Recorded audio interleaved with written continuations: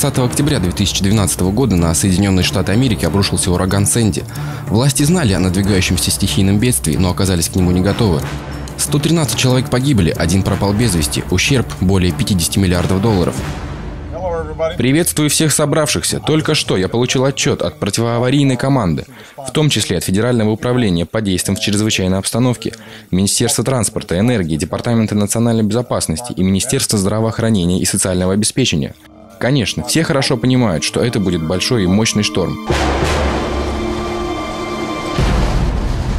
Местные жители думали, это же шторм, не ураган. И вдруг появляется 6-метровая волна. Но подождите-ка, как такое может быть, что на нас несется 6-метровая волна, и вы отказываетесь называть это ураганом?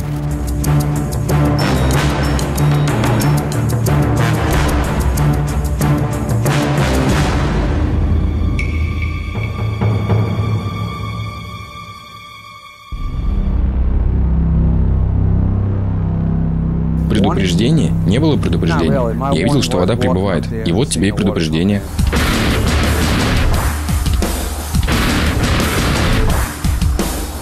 Никто не пришел на помощь. Только я через час еще вернулся, чтобы убедиться, что все семьи успели уехать. Дома уже полыхали в пожаре. Мы пытались потушить огонь в этом доме номер 24. Пока мы пытались потушить огонь, я попросил вызвать аварийно-спасательную команду, потому что, может быть, там остались семьи.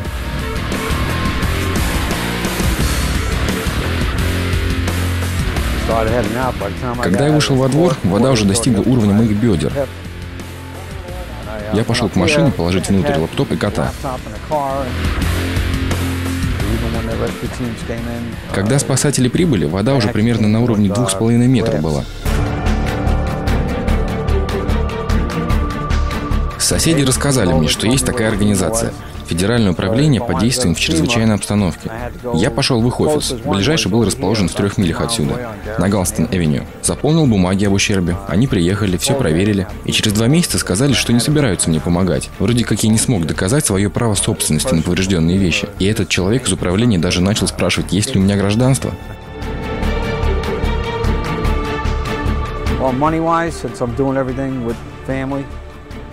Мы с семьей сами все восстанавливаем. Никого не стали нанимать. Я отправился на поиски людей из Красного Креста, призвать их на помощь. Я доехал до Гаррисон-Бич, попросил их приехать к нам. В первый раз, когда они приехали, они даже сюда не доехали. Их грузовик встал в начале авеню, вывалил 2 упаковки одеял из фургона и уехал.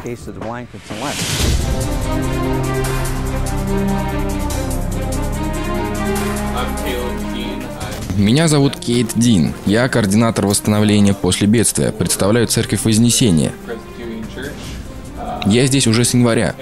Помогаю мобилизировать новые силы в нашем деле помощи при известном нам стихийном бедствии. Наша первая акция прошла 16 февраля. В этот день мы стали сносить и выносить стены. Потом снимали поверхности полов. И только спустя 3 месяца мы занесли мебель обратно, потому что пока все высохнет, проходит много времени. У нас в группе есть пара мальчуганов, которые помогают. Одному 16, другому 18. Они свои сердца и силы вкладывают в эту работу. А понимают ли они, по какой причине они это делают? Они знают, что хотят помочь. Но знают ли они, что они закрыли дырку, которая образовалась, потому что правительство потратило деньги на рабочую силу непонятно куда. Либо деньги потеряны, либо потрачены на менеджмент. Такое ощущение, что правительство пытается, но не знает, как правильно это сделать. Но вот я только что в газете прочитал про то, что 700 миллионов долларов бюджета на восстановление последствий урагана Катрина потеряли. Но как можно потерять 700 миллионов? А если эту сумму разделить на каждый дом и каждую семью здесь? У них были бы деньги привести все в порядок. Сегодня мы будем бороться с плесенью в тех 2 домах напротив этого дома на углу. Половина жителей этого района живут ниже национального уровня бедности. Представляете, сколько это стоило бы, если бы сюда на эти работы пригласили контрактников? Перестроить этот дом, это стоило бы им суммы, равной 2 годовым доходам. А если бы это случилось в Манхэттене, представьте, что бы там сейчас происходило.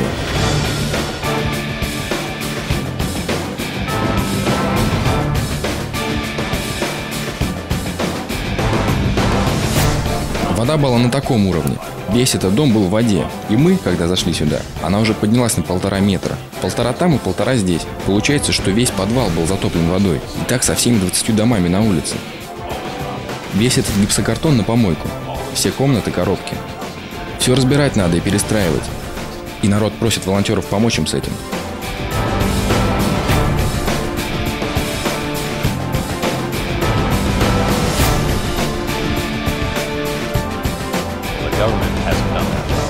Правительство не справилось со своими обязанностями. Это можно судить по этому урагану. Поэтому я, как инвалид, мы призваны помочь. Я беру отгулы, я не поехал в отпуск с семьей, потому что мы нужны этим людям.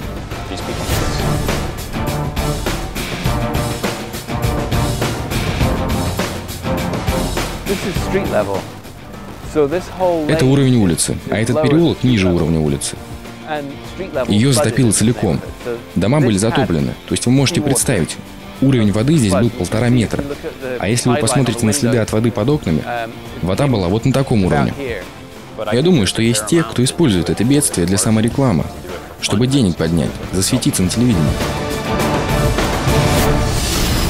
Благотворительные вечера по сбору средств для пострадавших от урагана проходят регулярно. Однако люди либо восстанавливают свое жилье сами, либо им помогают негосударственные волонтерские организации. Мне кажется, уже собралось больше 700 человек. Народ подтягивается в последнюю минуту. Моя жена проделала потрясающую работу. Я бы ни за что не взялся за подобное, но у нее прекрасно получается. Я горжусь, что стал частью этого вечера. Этот вечер вдохновляет меня на то, чтобы заняться благотворительностью самому.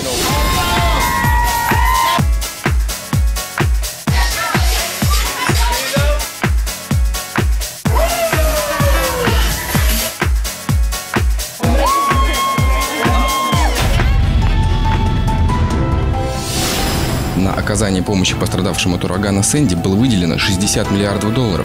Но многие американцы до сих пор не дождались поддержки от государства.